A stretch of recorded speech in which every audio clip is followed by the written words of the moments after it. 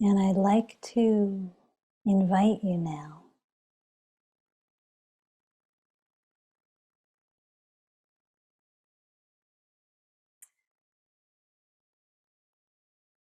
into a short meditation on darkness. So just as you are, resting, anchored in body and breath.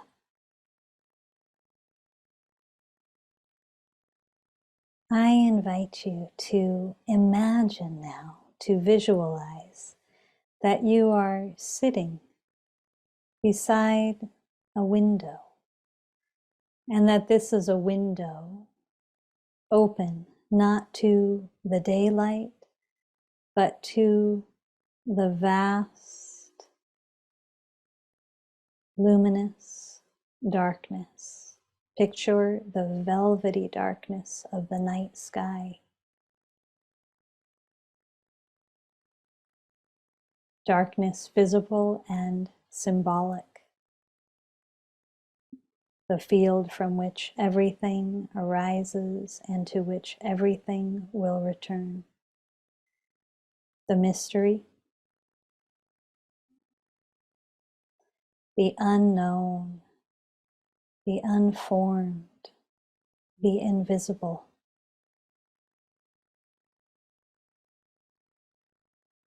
The field of infinite possibility. Just notice now how it feels within your being and body to sit beside this window into darkness. You might be present to some inspiration or excitement. You might be present to a tinge of fear. So just being compassionate towards whatever experience you're having. Recognizing the role that the unknown, the mystery, plays in our lives as human beings. I invite us to begin to offer, to make an offering of reverence, of respect towards the darkness, towards the unknown, towards the mystery. So if you'd like to, you can rest a hand on your heart if that feels authentic.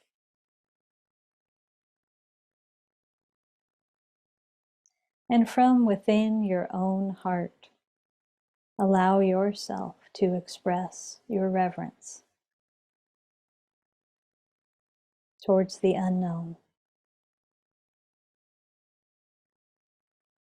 the field of all possibility.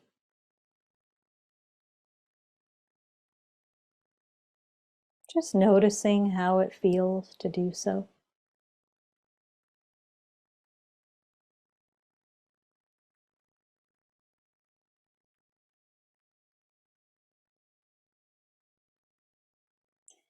And I invite you to, if you would like,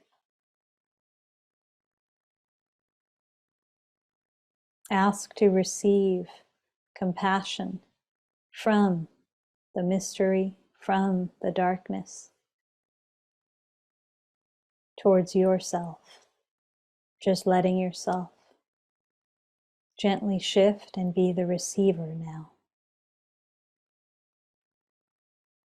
Noticing any way that you might feel yourself receiving loving kindness, compassion, or simply a connection with, a oneness with the unknown.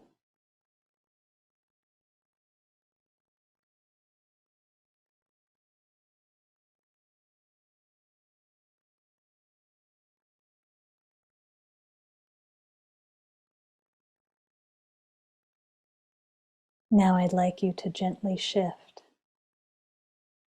And again, perhaps with hand on heart, to simply offer compassion towards yourself. this being who is yours to care for, to honor.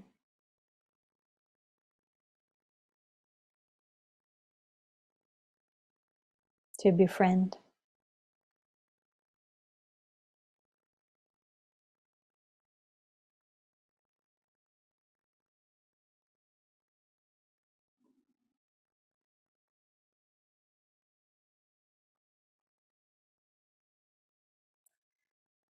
And as you continue to receive, I'd like to share a quote from my book, Luminous Darkness, and simply invite you to take this in.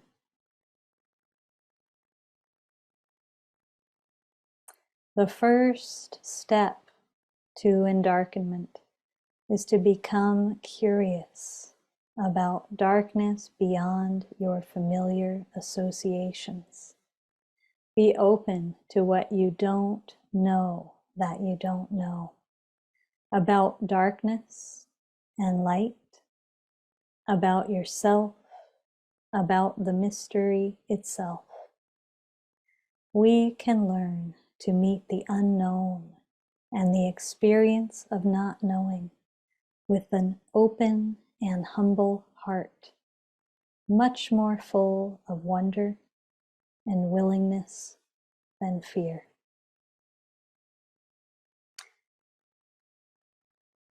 And let's take in together now a couple more deep, conscious, full body breaths.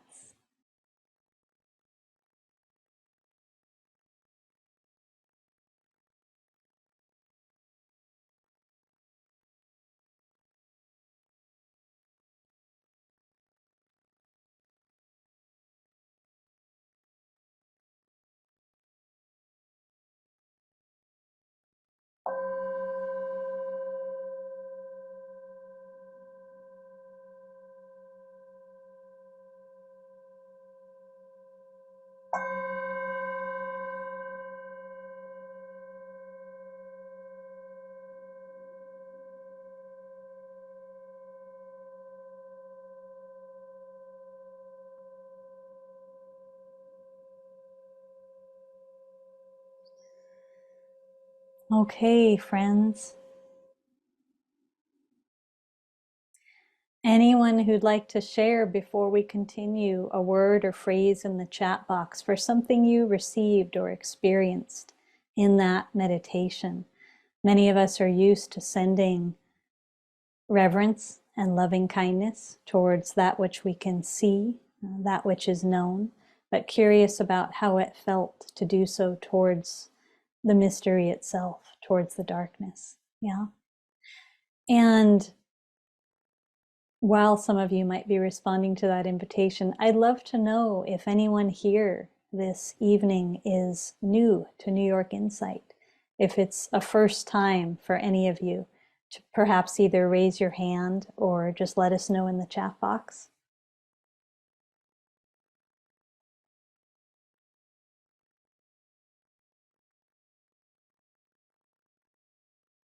And so I'm seeing reverence for the darkness and its richness. Thank you. Yeah, yeah. Anyone else?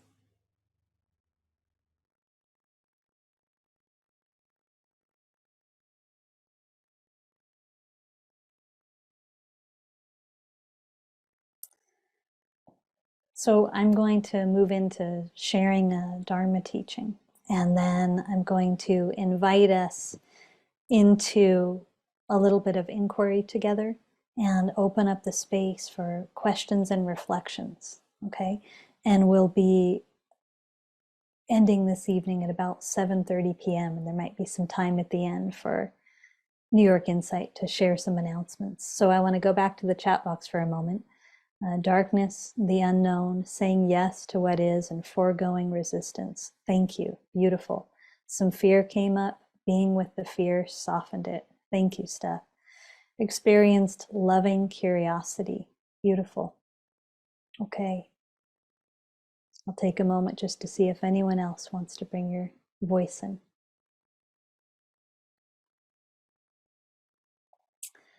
So consider that most of us have been taught to fear the dark, to fear the unknown, the unwanted, the unfamiliar. When the terrain we're standing on feels unstable or wobbly, when we're navigating change or just meeting something new sometimes, our conditioned tendency as human beings is to try to get back to seemingly solid ground, the familiar, the light, that which we can label and rationally understand. So sometimes tonight you'll hear me point to the domain of light as the lamp of knowledge. And you'll hear me point to this collective human tendency to hold light as superior to dark, something we've done for a long time throughout history, and thus a way that we've justified trying to focus on the rational mind, on our mind of discrimination, labeling, hierarchical perception as a way of navigating life, instead of remembering deeper forms of knowing, okay? So while we have this fear of the unknown, no matter who we are as human beings, we live with uncertainty. Together, we're facing a time of unprecedented change and global uncertainty. And there's a profound teacher in this. In spiritual practice, anyone who's on the path is invited to, required is a better word, to leave the familiar shore and to not yet know what or where the next shore is where one will land. And practice becomes about navigating that in-between space, meeting with reverence, the unknown, the field of all possibility, that which is unformed and cannot be seen or labeled or understood, even though we try to. And even in ordinary everyday life, and I'd invite people to look within and see what your own experience is of this, we are continually given opportunities to meet the unknown. Every single moment of our life is fresh, is unformed, is new. And yet if we're coming from habitual perception, we both miss the opportunity to awaken to the freshness of every moment, the field of possibility, beginner's mind as our means for navigating life. We also tend to come up with ways, and you can look within and see how this might be true for you. We find ways to fill space, to fill empty space, to fill by putting belief and label and categorizing life when we cannot see it clearly or understand. And so I am deeply inspired, inspired enough to write a whole book about the topic, by the teacher of darkness and the long-held bias in human consciousness towards light, which I think keeps us from recognizing a profound spiritual teacher beckoning in every moment, beckoning at this moment in human history when we are together facing more uncertainty than any of our ancestors ever faced. And so I just want to pause for a moment and ask our circle here, how many of you are present to some way, just personally, in which you are navigating the unknown or change right now in life? Perhaps a show of hands or nods, just a presence to make your own personal connection. Yeah. And how many of you are feeling in everyday life the emotional, psychic, spiritual experience of the collective unknown that we're facing? And so one of the gifts for me in the beginning of the pandemic was that I took the first year to complete this book that had been calling me for some time. This book that had been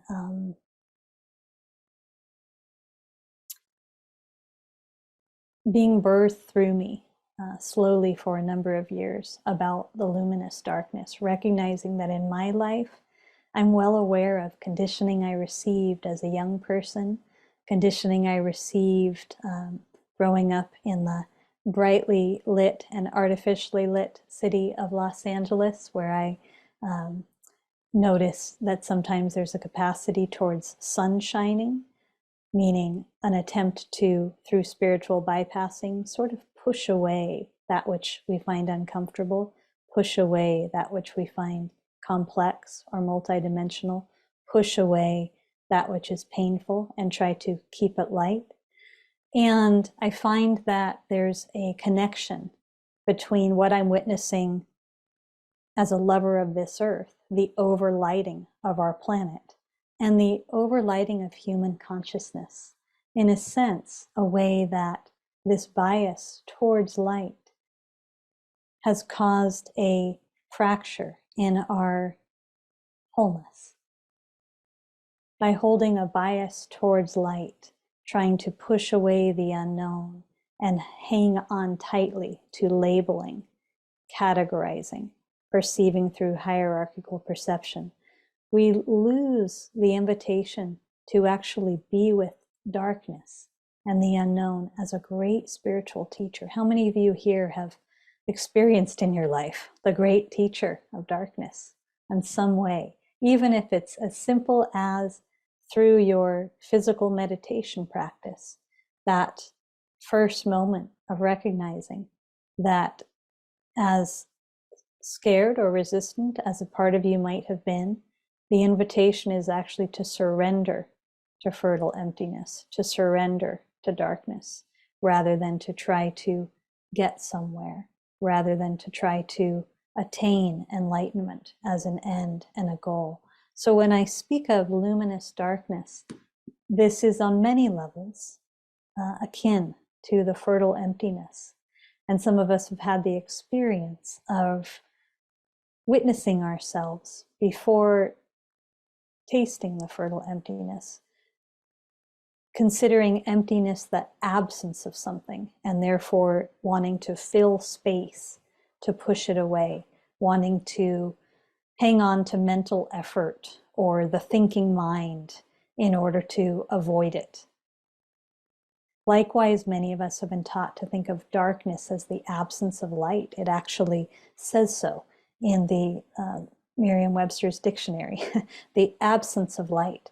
And yet there are spiritual traditions throughout the globe, throughout history, who have recognized darkness as so much more, as an instigator for spiritual growth. Darkness not as the absence of light, but the presence of all possibility. Darkness as the space from which we all came and to which we will all return. Darkness as the yin, slow, restorative aspect of nature and consciousness. And again, in the dominant paradigm today, there tends to be much more of a bias towards light and speed and fast and rational mind. Everyone with me?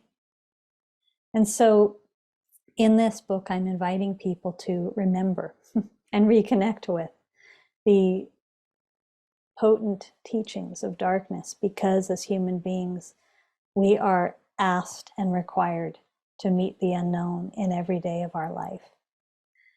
This past week, in the mirror of book release and watching this project that has been for so long in the womb and in a protected field, watching it birth out into the world and watching this with great joy. It's deeply gratifying and has been incredible to receive so much appreciation from those who have read it. But I witnessed my own fear of the unknown arising, and I watched the mind come up to try to fill the space through story, through what could happen or what should happen or through doing. Okay, so I want to ask all of us to just reflect on some of the ways that while we might be well aware of the core of our being, deeply loving the unknown as an expression of deeply loving life, deeply loving all of it. When fear or resistance arises, the conditioned response is to fill, is to avoid, is to perhaps busy ourselves, is to perhaps label. I watched myself recently walking through a forest, and while I am a lover of the wilderness and enjoy spending time deep listening to trees, I noticed the mind wanting to label a particular flower and categorize it as a way of knowing it, rather than knowing by being with this unknown presence. Are people with me? So we get to look subtly at the ways we miss at times an opportunity to awaken through a deeper form of knowing. And darkness invites us into this form. One of the metaphors I use in the book is walking through a thicketed, dark forest, which we have many of where I live in the mountains of the Carolinas, and walking without a brightly lit path lighting the way, walking without signs pointing the direction, acknowledging that in the environment of dark, lush forest, we're given full permission to drop into our sensing, feeling body beyond the mind of labeling and discrimination. We're invited to drop into a deeper form of listening, sensing, an awareness that has to do with recognizing our earth body as a profound center of relational intelligence, which we forget far too often when fixated on the rational mind. And in this day and age, when we all have choices regularly to either label as a way of escaping the fertility of spacious presence of not knowing, the invitation instead to undarken, to go within into our sensing, feeling, being bodies, into the relational forms of knowing that include intuition and inner vision, into a field of relational intelligence that, from my perspective, as we navigate all that we are as a species right now, is one of our most important allies. Yeah. I want to invite each of you for a moment to just think about any ways that you are aware of the tendency towards filling rather than emptying. Does everyone know what I mean by that? The tendency towards mental efforting, doing, rather than being. Everything about meditation is a teaching on emptying. Nothing to do to attain enlightenment. Everything about emptying to remember the already awakened state. The already awakened state, the spacious background of darkness and all possibility and interconnection that is with us in every moment. Again, the field from which everything arises and returns. It's possible to live in the peaceful regenerative balance of light and dark, where we recognize both the emergence and dissolving and the field from which all emerges. Okay, so just pause for a moment. And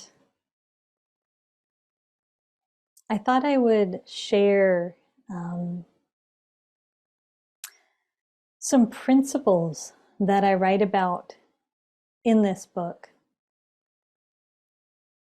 for navigating the unknown, and specifically change, letting ourselves be led by the darkness rather than fear it, okay? And you can simply reflect as you listen on your own life, the context of whatever you're going through, and see how these might apply or touch you, right? Some of these will be quite familiar to you and alive and rooted in your own practice. We have to let go of story and rest in not knowing.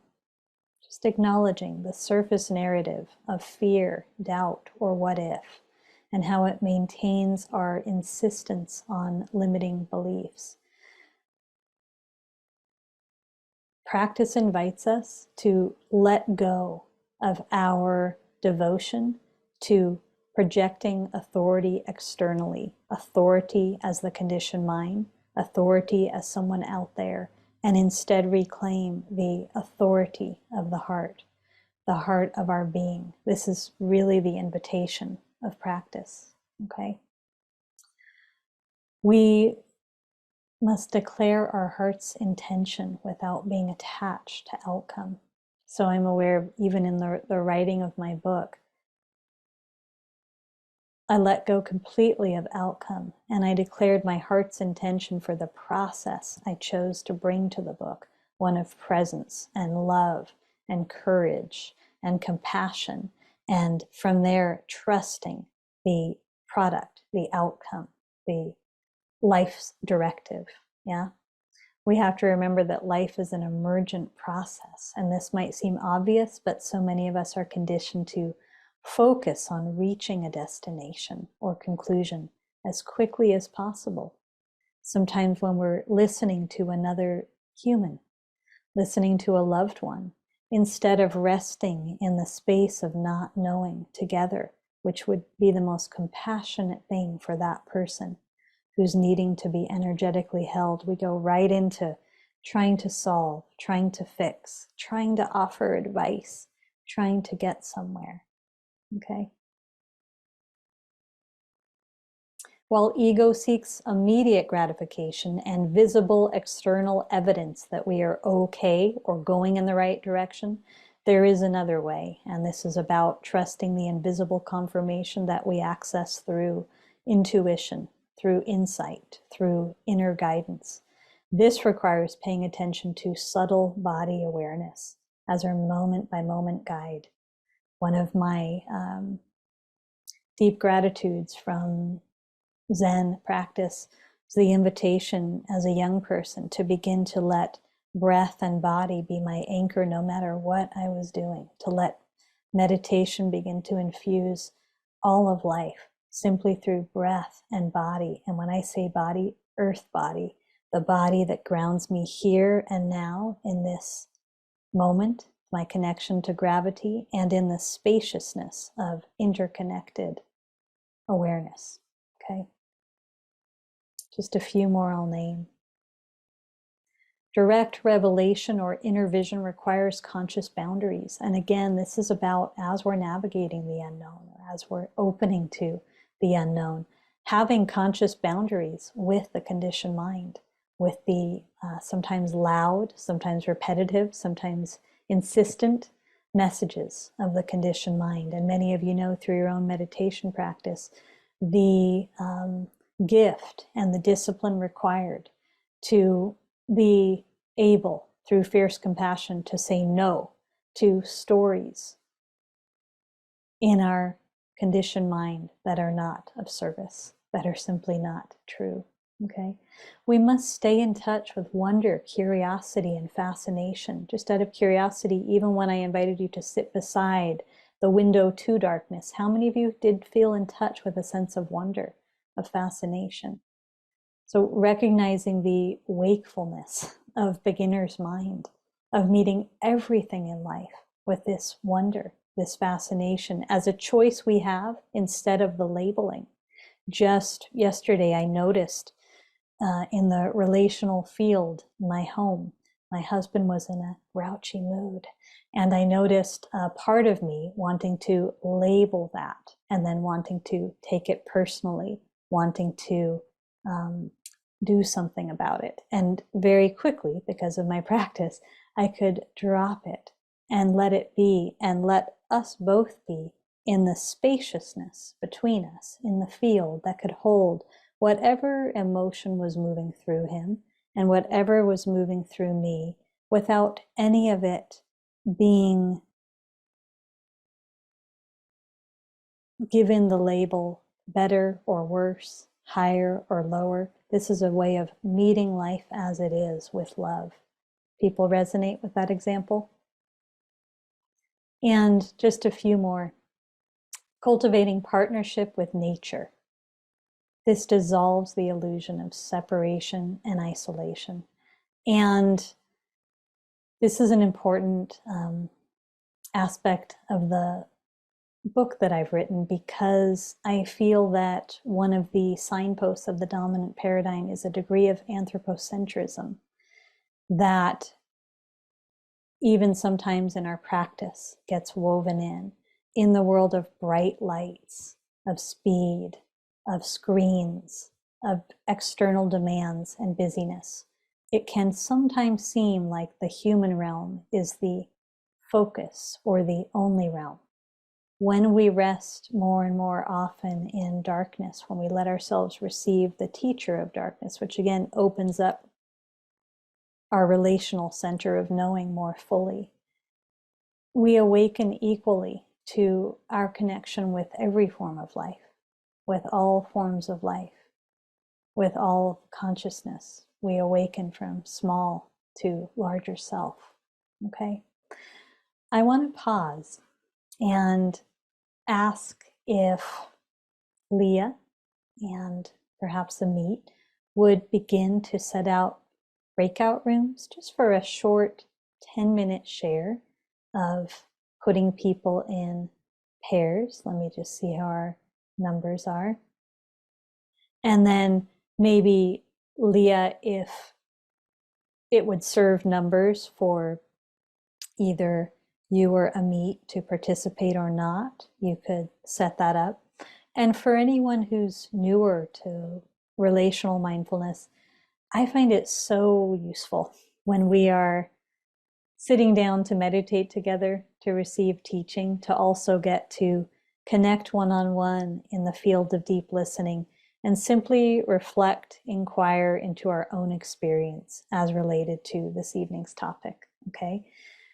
As much as I'm here to offer some wisdom tonight, I'm here to learn from all of you, and we're here to rest in shared presence and learn from one another's experience. So your questions will be a couple of choices. One is simply to acknowledge, while your partner just listens, a way that you are experiencing or navigating change and the unknown, to acknowledge how that has been for you and what you perhaps have seen in the mirror of this unknown.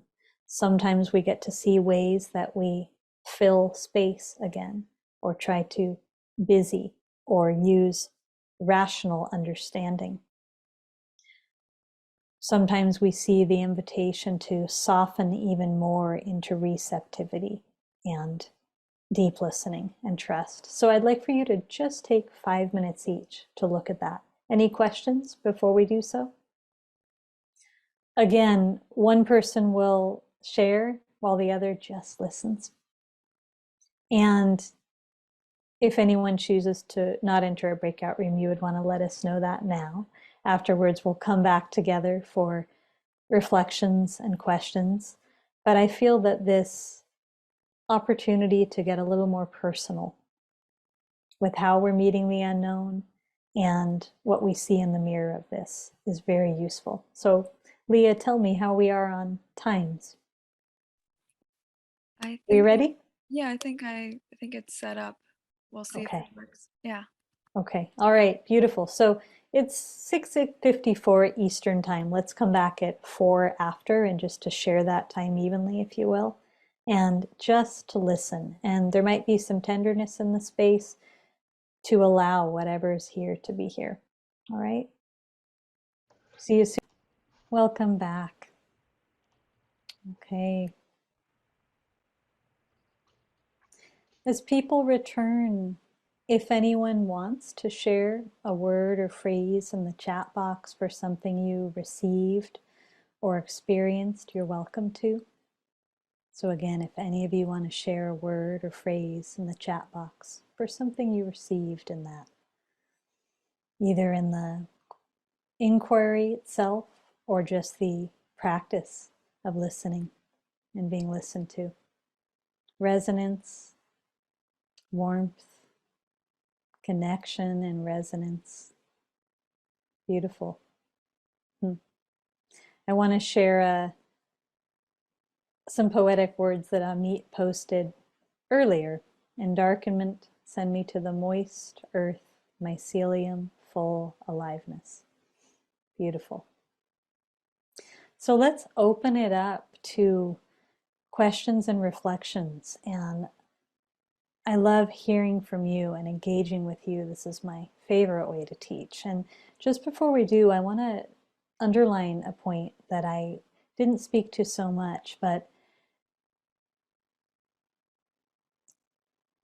beyond meeting the unknown through change, through uncertainty, through global uncertainty, we are all, as human beings, regularly navigating the unknown within ourselves, the unknown in the relational field as we engage with one another. This week I got to watch on PBS a program I highly recommend about the Holocaust and the response in the US at the time, and I found it a profound teaching about xenophobia. And one of my intentions in writing this book about remembering to meet the unknown with full presence, with beginner's mind, meeting the darkness with absolute reverence, is to acknowledge the degree to which the duality between dark and light has caused tremendous xenophobia in our world and tremendous suffering within human beings by othering parts of our own psyche. People know what I'm pointing to? So I simply want to presence that in our field, though it's not the emphasis of tonight's teaching. It needs to be said in any teaching about darkness.